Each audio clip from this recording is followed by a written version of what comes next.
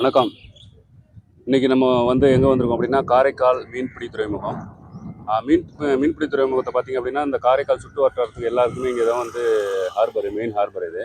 அது இல்லாமல் இங்கே லோக்கல் பீப்புளும் மீன் வாங்க வராங்க. இங்கேருந்து எக்ஸ்போர்ட்டுக்கும் மீன் எக்ஸ்போர்ட்டும் பண்ணுறாங்க. அது எப்படி பண்ணிட்டு இருக்காங்க, எந்த எந்த வகையான மீன்கள் இங்கே நிறைய கிடைக்குது, இங்கே லோக்கல் பீப்புள் என்ன எப்படி பர்ச்சேஸ் பண்ணுறாங்க அப்படிங்கிறத நம்ம இன்னைக்கு உள்ளே போய் பார்க்க போகிறோம். வாங்க பார்க்கலாம்.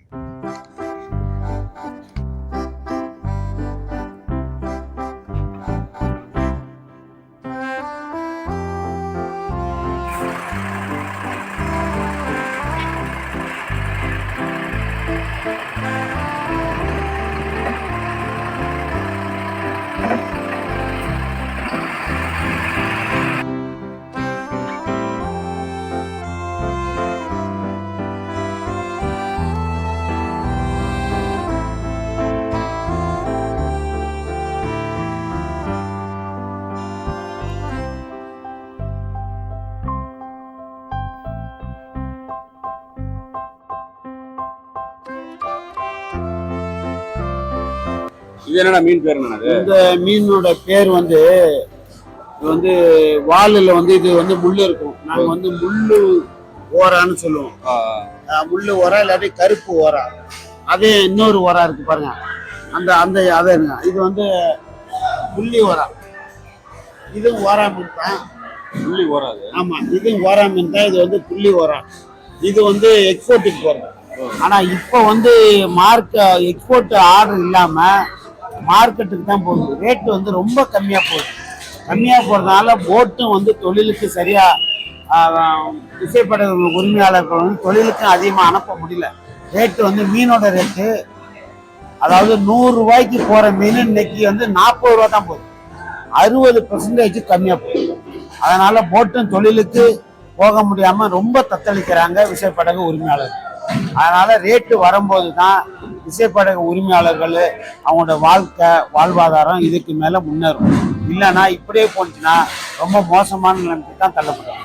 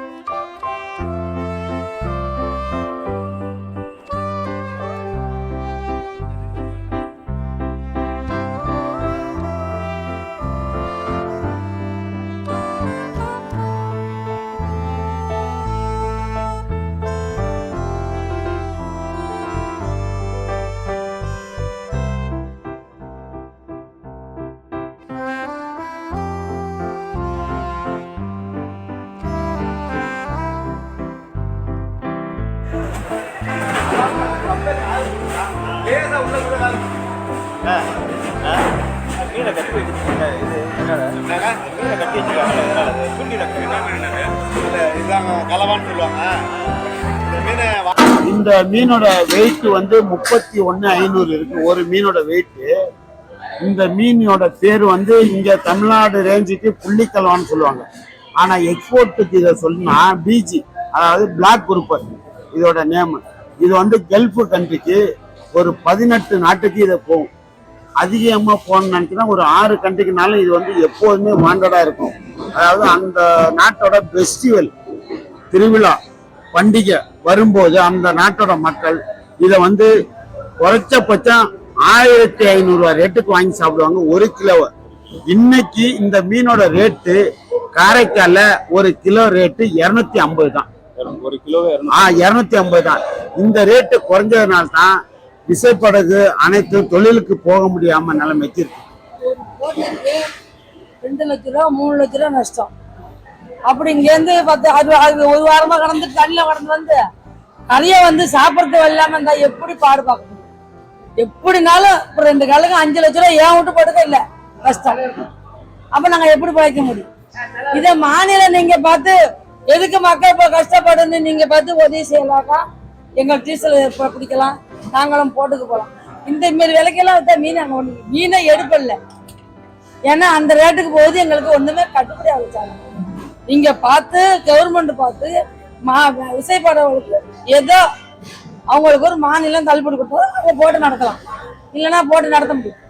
எல்லாமே எல்லா விலையும் அதிகமா இருக்கு. மீன் விலை மட்டும் குறைச்சிக்கிட்டா எப்படி நாங்க பிழைக்கலாம்?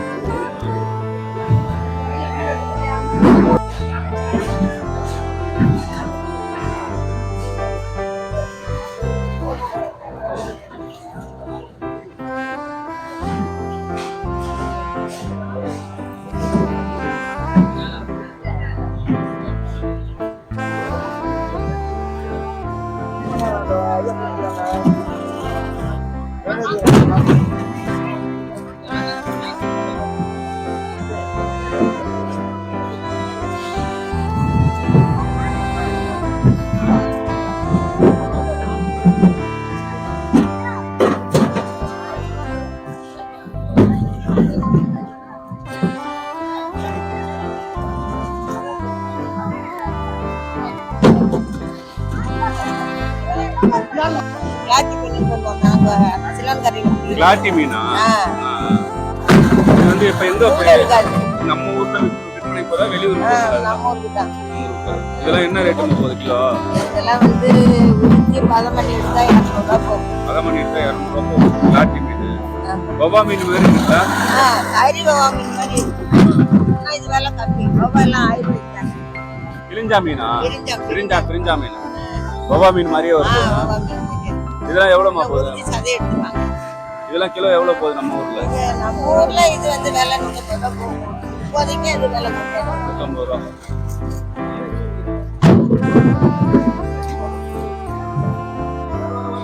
பொரட்டையா?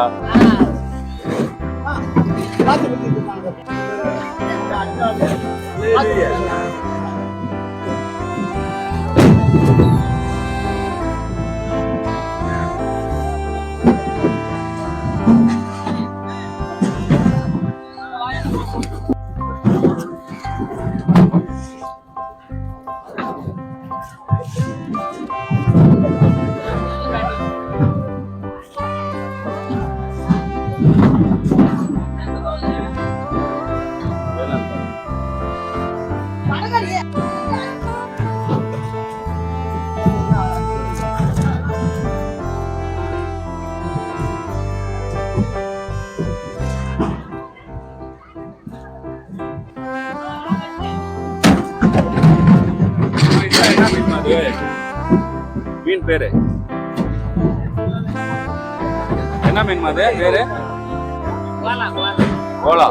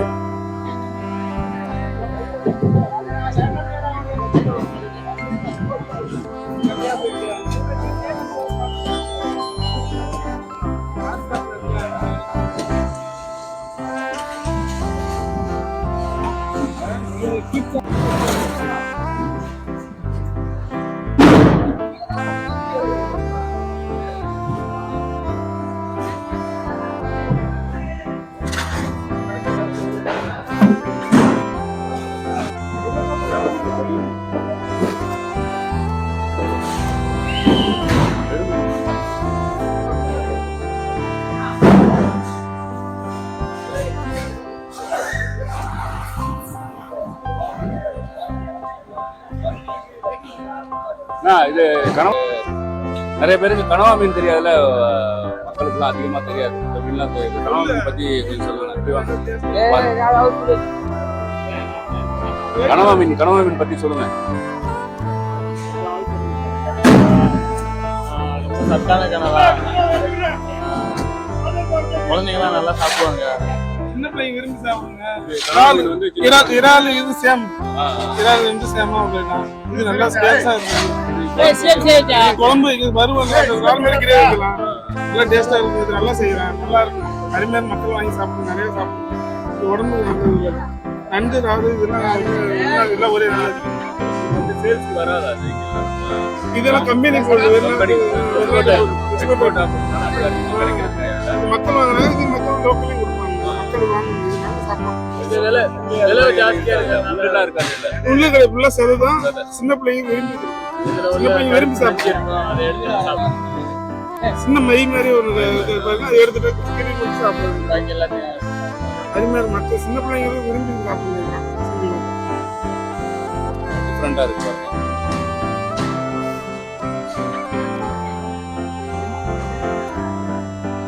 இப்போ இன்னைக்கு சண்டே மீன் வாங்க வந்தீங்க, எப்படி சார் இருக்கு மீன் விலை? எவ்ரி சண்டே எப்பயுமே மீன் வாங்க இங்கே வருவேன். நல்லா தான் இருக்குங்க வாங்குறதுக்கு, அது எந்த பிரச்சனையும் இல்லை. கொஞ்சம் விலை மற்ற இடத்துல வாங்குறதோட இங்கே கொஞ்சம் கம்மி தான். இங்கே இருக்க மக்கள் வந்து நம்ம வரேன்னு சொல்லி வாங்குறதுக்கு வந்தாங்களே இவங்களே கொஞ்சம் குறைச்சி தான் தருவாங்க. ஏன்னா இங்கே இருக்க மக்கள் வந்து கொஞ்சம் நல்ல இனங்கள மனசு உள்ளவங்க, கேட்ட உடனே கொடுத்துருவாங்க. எந்த மாதிரியான மீன் வகைகள்லாம் இருக்கு பார்த்துருங்க. இங்கே பார்த்தீங்கன்னா இப்போ காலையில் பார்த்தீங்கன்னா மீன் கொஞ்சம் நல்லா இருக்கும். அதாவது கொஞ்சம் ஏலம் ஓடும்போது மொத்தமாக வியாபாரிக்கு வாங்கிட்டு போயிடுவாங்க. இந்த ரீட்டைல் வாங்கணும்னா ஒரு 7 மணிக்கு மேலே வாங்கினோம்னா, இப்போ இன்னும் 7-8 மணிக்கு மேலே போனோம்னா ரீட்டைல் வாங்குறோம், இன்னும் கொஞ்சம் நிறையா வரும். வாங்குறது நல்லாயிருக்கும். அதான் மலிவாக இருக்கும். மற்ற இடத்த கம்பேர் பண்ணும்போது கொஞ்சம் மலிவாக இருக்கும். டேரெக்டாக நம்ம இங்கே வந்து வாங்குறதுனால மலிவு தான். இப்போ நான் இப்போ கையில் வச்சிருக்க மீன் இப்போ 250 ரூபாய்க்கு வாங்கியிருக்கேன். சீலா மீன் வாங்கியிருக்கேன். சீலா மீனும் கனவாவும் வாங்கியிருக்கேன். இதே நான் வெளில வாங்கினா எப்படி கேட்டால் 400 ரூபா. நான் கண்டிப்பாக 400 ரூபா. இங்கே மட்டும் இல்லை, நான் வெளியில் அவுட்டர்லேயே போய் வாங்கியிருக்கேன். இப்போ நான் நெடுங்காட்டிலேருந்து வாங்க வந்தேன். நெடுங்காட்டிலேருந்து